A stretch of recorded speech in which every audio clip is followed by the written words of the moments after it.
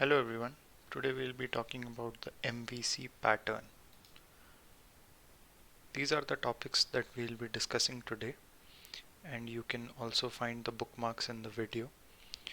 So first we'll go through what is MVC, why MVC is a good idea, what are responsibilities of model, what are responsibilities of view and controller likewise. So first, what is MVC? Model View Controller is an architectural pattern. It separates an application into three main components, which is namely model, view, and controller. It helps to achieve separation of concerns in this way. In this pattern, the user request goes to the controller first, which then works with model to perform the user action and retrieves the result for the query or the request which the user made. Then the controller chooses the view which should display the result to the user.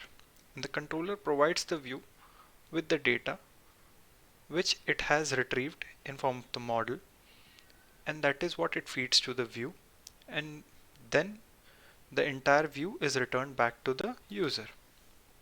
So why MVC? Why model view controller pattern should be implemented in modern web applications?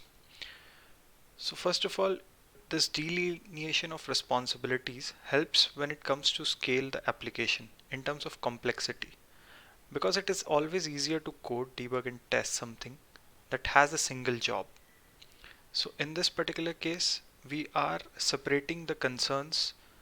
The view should only be responsible for showing or populating the content or the information, and that is returned back to the user via controller. The model is supposed to perform the business logic or hold the state or data or the information of the application, and controller will be like the orchestrator. So in this way we try to separate the concerns respectively between model, view and controller. So first, what are the responsibilities of a model? The model in MVC represents the state of the application and any business logic or operations that should be performed by it. Strongly typed views typically use view model. So in case there is a view which needs to populate data or the information which the user has requested, so it will use a view model, and it will be the controller's responsibility to build a view model and give it to the view in order to show it to the user. And the controller will build a view model based on the model.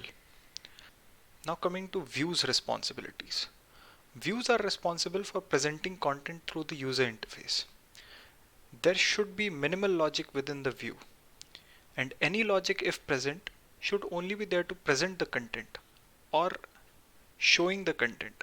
Any logic, because the view should always be lightweight in terms of logical operations.